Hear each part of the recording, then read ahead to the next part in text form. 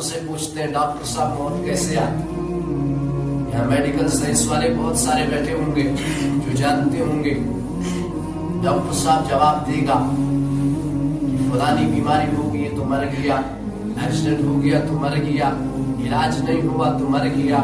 لیکن فرمایا سننے میں آتا ہے 226 جواب صحیح سے ملیں گے لیکن سب غلط. اس کے برعکس قرآن ایک ہتھوڑا مارتا ہے.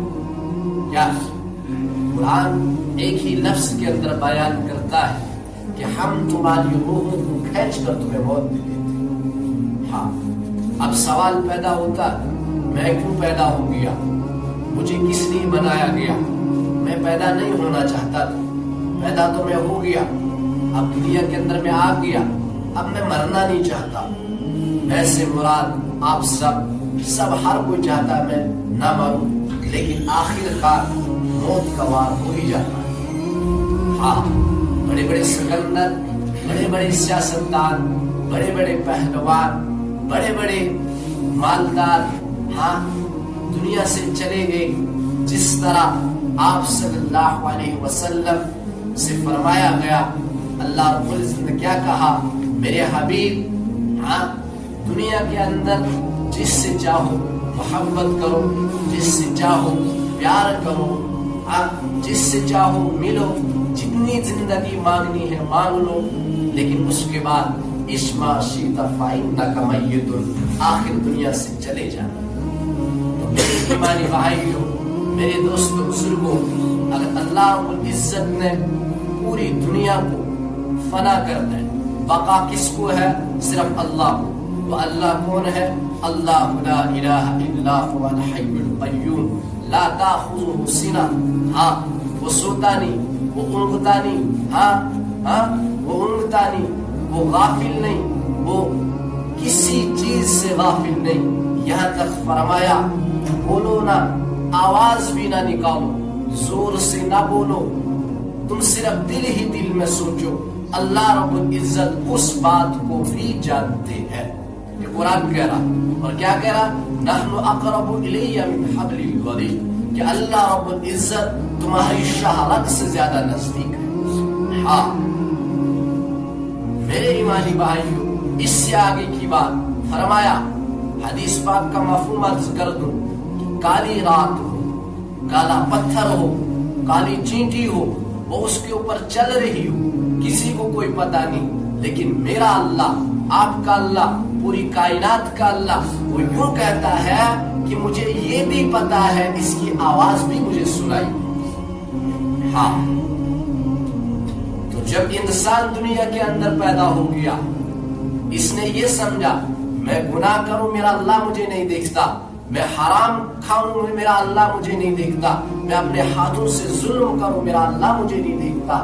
لیکن میرے ایمانی بھائیوں, قرآن اعلان کر رہا کہ میرا اللہ کہہ رہا کہ میں تمہاری شہرت سے زیادہ قریب ہوں. ہاں, کہ تم ہر چیز سے غافل ہو سکتے ہو, لیکن میں کسی چیز سے غافل نہیں ہوں. تو خیر, اللہ رب العزت ایک ایمان والے کو دنیا کے اندر ہر آزمائش سے آزماتا ہے.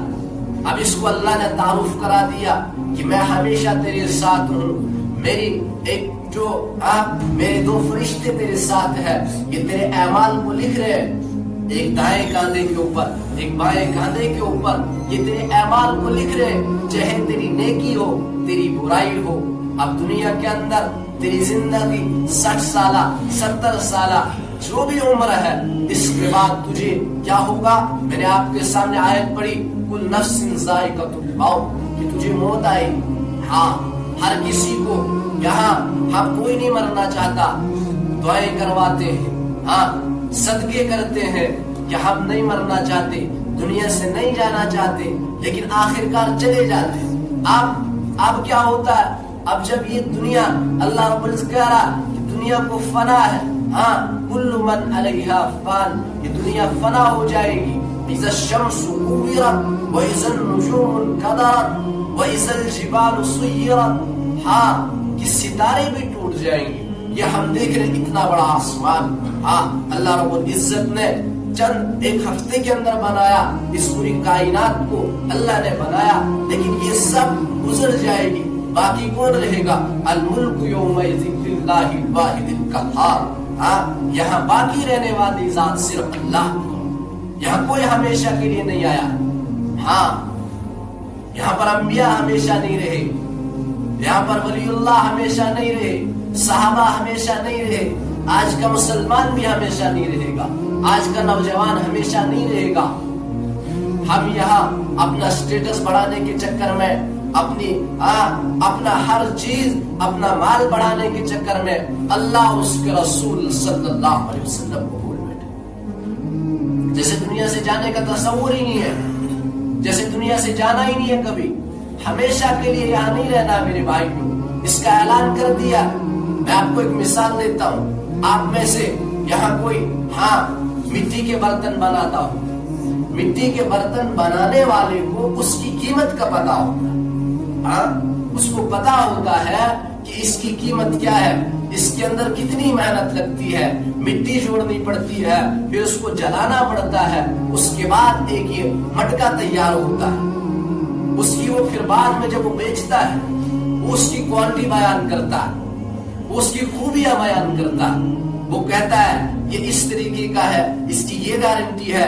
लेकिन ये तो एक इंसान है जिसने इस मिट्टी के बर्तन को बनाया, कि इसकी इतनी गारंटी दे रहा है। लेकिन मेरा अल्लाह, आपका अल्लाह, इस पूरी कायनात का अल्लाह, जिसने इस पूरी दुनिया को बनाया, चश्मे जारी किए, इंसानों के लिए भी, हैवानों के लिए भी, मखलूकात को तैरने का तरीका सिखाया, उड़ने का तरीका सिखाया, इंसान को दुनिया के अंदर जिंदगी गुजारने के लिए अंबिया अलैहिस्सलाम को भेजा, नबियों को भेजा।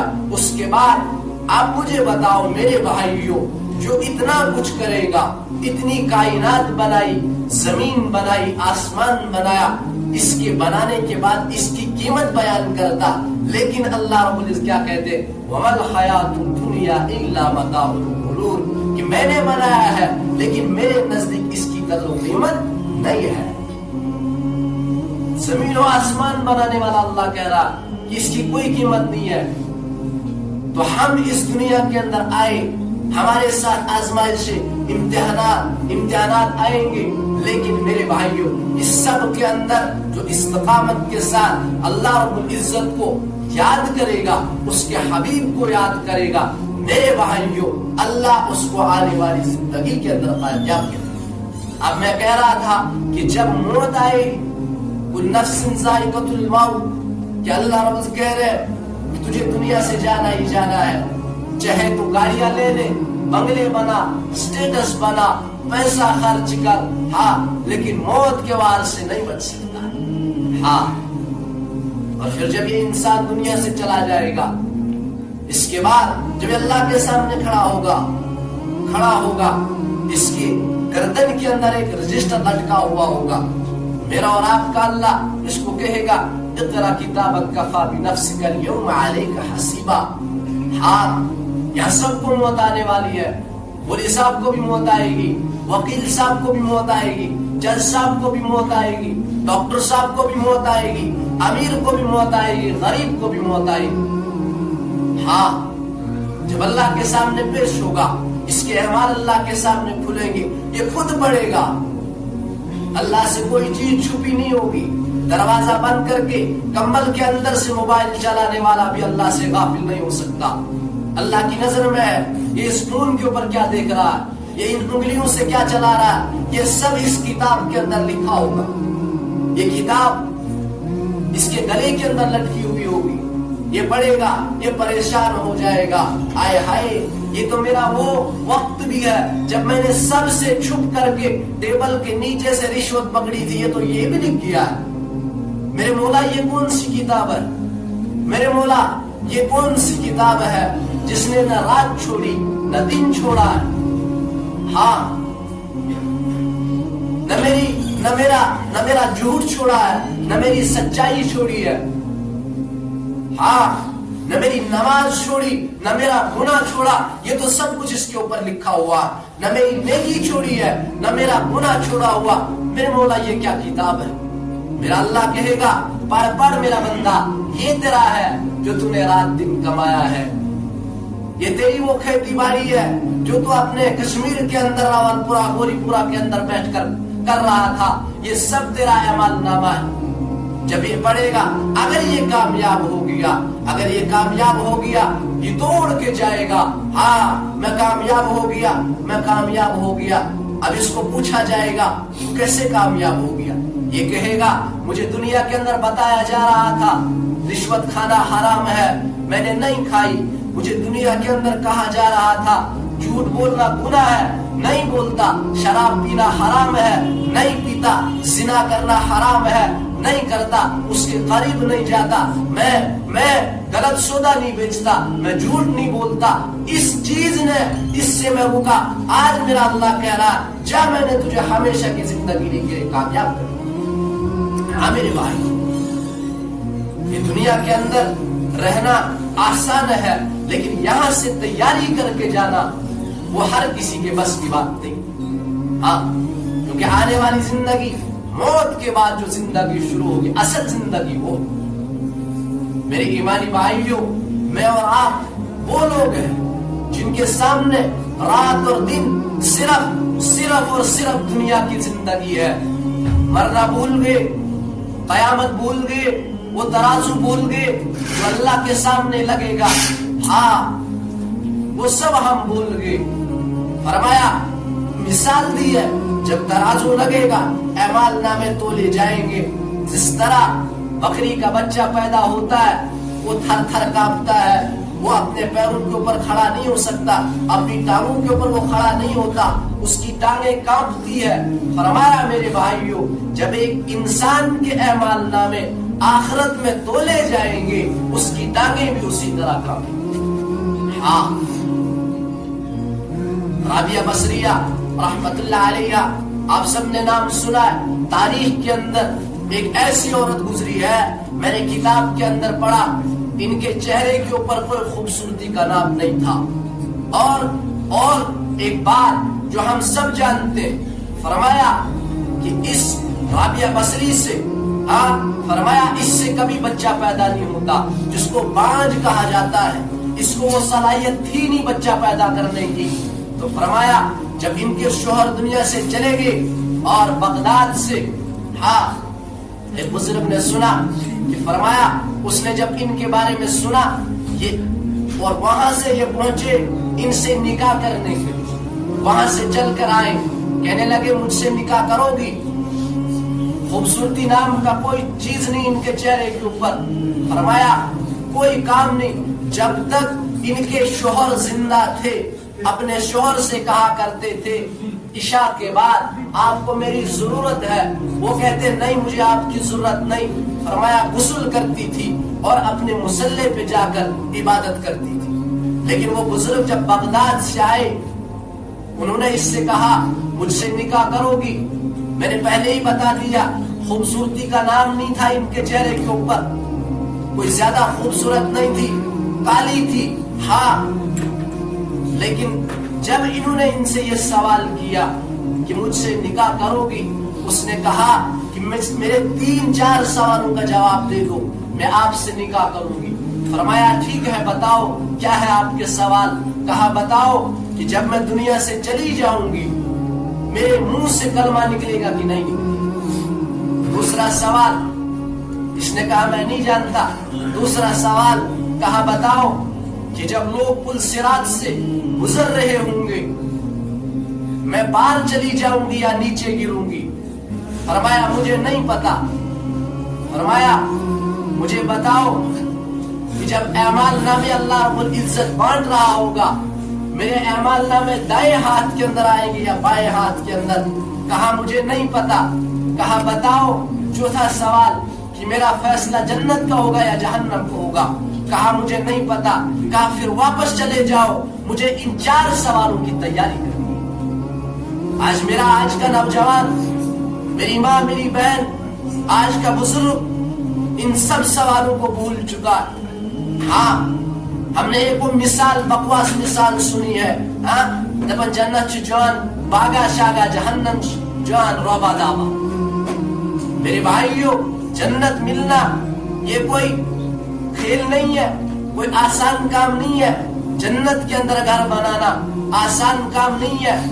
میرا اللہ، آپ کا اللہ، پوری کائنات کا اللہ، آپ کو بھی پتا ہے، پوری دنیا کو پتا ہے. کہا جاتا ہے اللہ رب العزت کہتا ہے پوری دنیا سے مجھے راضی کرو. کس کو؟ اللہ کو راضی کرو. لیکن میرا اللہ اپنے حبیب سے کہہ رہا ہے کہ مجھے تجھے راضی کرنا ہے. ہاں، محمد الرسول اللہ صلی اللہ علیہ وسلم.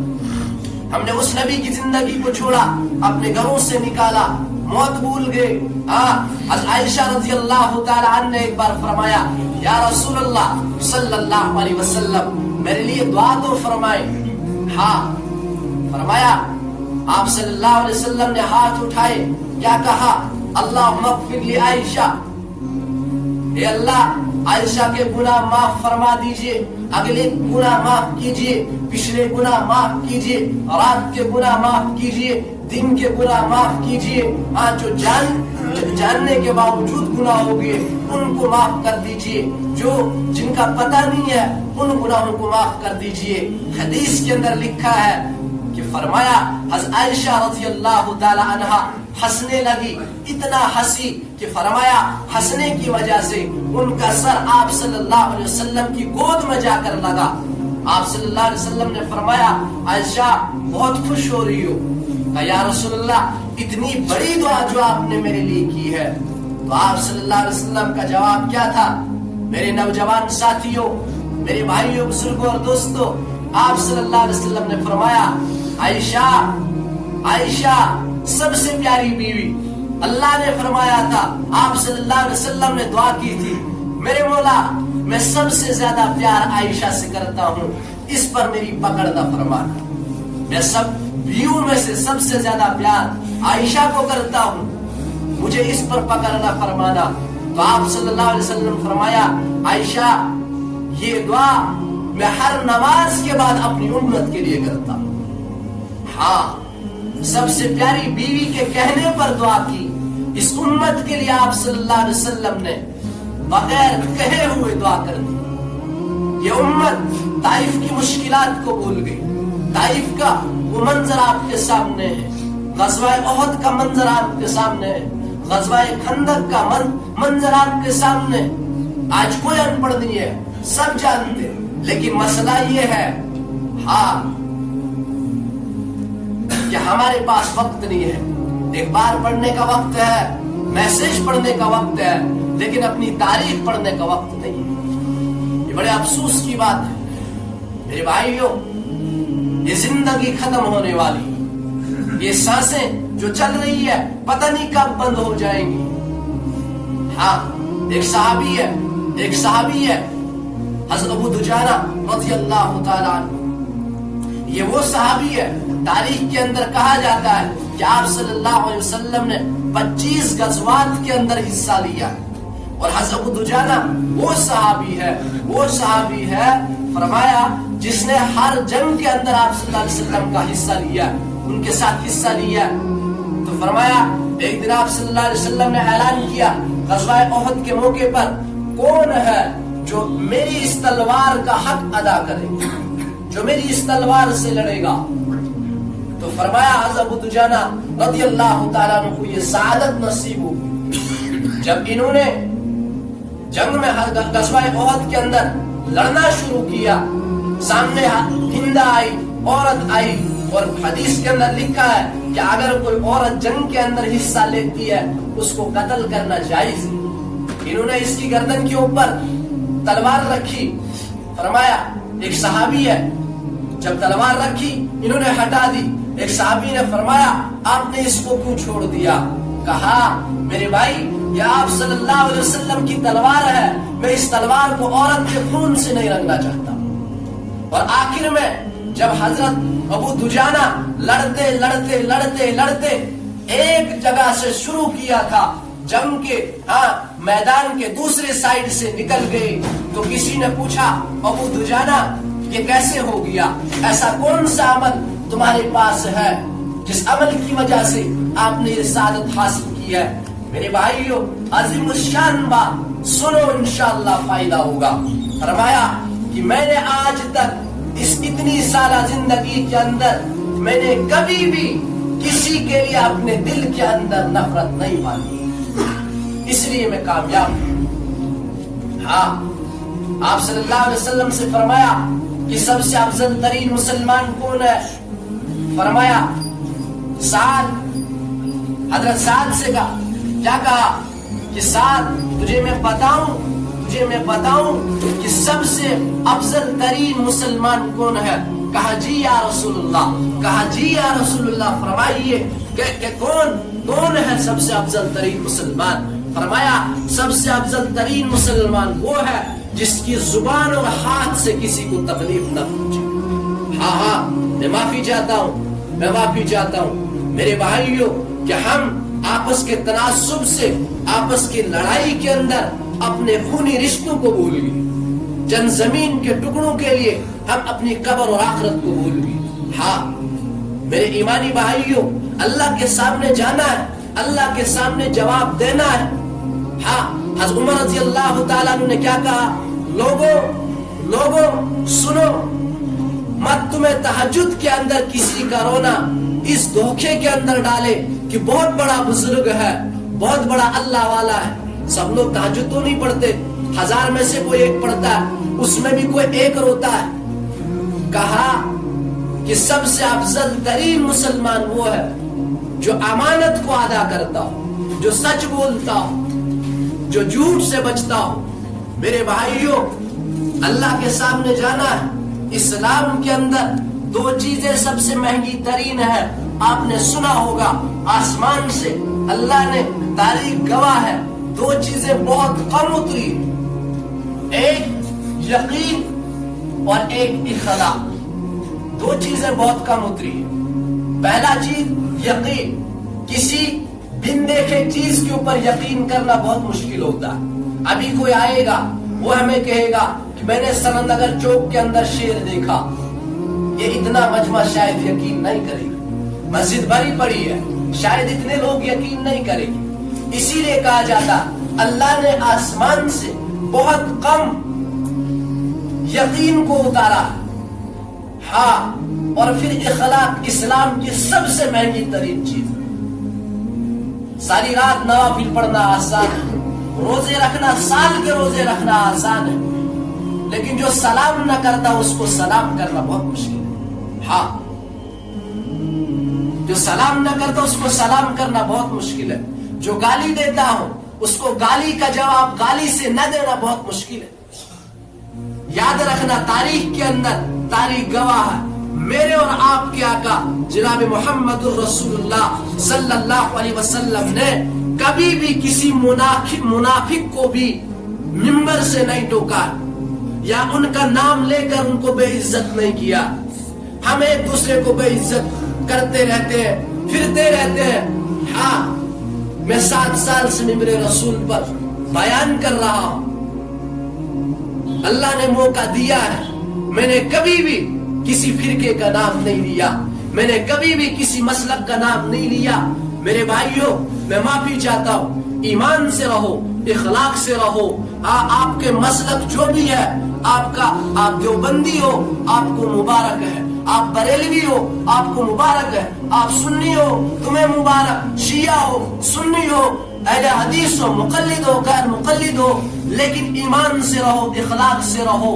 میرے بھائیوں، میں ہمیشہ یہ بات کہتا ہوں، اتنے سالوں سے آپ قرآن پڑھو، آپ حدیث پڑھو، اتنے لوگ اتنا وقت دے کے آپ اپنے کام کو، تاریخ پڑھو تاکہ آپ کو پتا چلے گا منبر پر بیٹھنے والا مولوی صاحب ہمیں دین سمجھا رہا یا فرقے پڑھا رہا۔ ہاں، پھر بعد میں جب تمہیں پتا چلے گا تاریخ کیا ہے، ہاں، نماز کیا ہے، وضو کیا ہے، سنت کیا ہے، بعد میں آپ مولوی صاحب کے پیر پکڑ سکتے ہو، ملا جی ہم آپ کے پیر پکڑے، ہمیں فرقے مت سمجھاؤ، ہمیں دین سمجھاؤ۔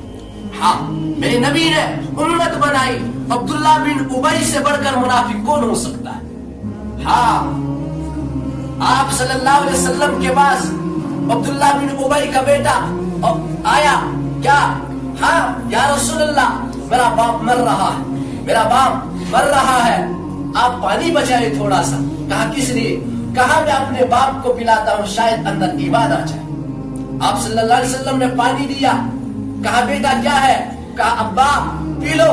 آپ صلی اللہ علیہ وسلم کا جھوٹا پانی ہے, شاید ایمان آ جائے. اس نے کیا کہا؟ بیٹا یہ نہیں پیوں گا, کہیں سے پیشاب لے کے آ جا وہ پیوں گا, لیکن یہ نہیں پیوں گا. اس نے کہا یا رسول اللہ مجھے حکم دیجئے میں اس کو قتل کروں گا. کہا بیٹا نہیں, جاؤ یہ تمہارا باپ ہے, اس کی خدمت کرو, اس کی عزت کرو. میں یہ نہیں کہلوانا چاہتا ہوں کہ محمد اپنے پاس بیٹھنے والوں کو باپ کا قتل سکھاتا ہے. پھر آئے یا رسول اللہ میرا باپ مر گیا, اپنا کرتا اتار کر دیجئے ان کے کفن کے لیے. آپ صلی اللہ علیہ وسلم نے کرتا اتار کر دیا کفن کے لیے. پھر آئے یا رسول اللہ میرے باپ کا جنازہ پڑھائیں گے؟ کہا ہاں میں پڑھاؤں گا. اب آگے بڑھے, حضرت عمر آئے, یا رسول اللہ آپ اس کا جنازہ پڑھا رہے. کہا میرے اللہ نے مجھے تو نہیں روکا.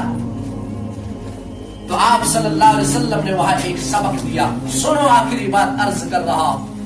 فرمایا اگر میرا اللہ یوں کہتا کہ تو 70 مرتبہ ان کا جنازہ پڑھ, میں ان کو معاف کر دیتا, میں ان کو معاف کرتا. اگر 70 مرتبہ جنازہ پڑھتا, میں پڑھتا ہوں شاید اللہ معاف کر دے. اور فرمایا یہ اخلاق تھے محمد الرسول اللہ صلی اللہ علیہ وسلم. آپ نہیں دیکھ رہے منبر رسول سے ہاں صرف مسلک سمجھا رہے, مسائل سمجھا رہے. میرے بھائیوں تمام میں یہ کہتا ہوں ہر کسی کے بیانات سنو, چاہے آپ کسی بھی مسلک سے, اپنے مسلک کو اپنے سینے سے لگاؤ, لیکن مخالفت نہیں, عزت کرو, احترام کرو. میرے بھائیوں ہر طبقے کے, ہر فرقے کے عالم کی عزت کرو, اس سے آپ کو نفع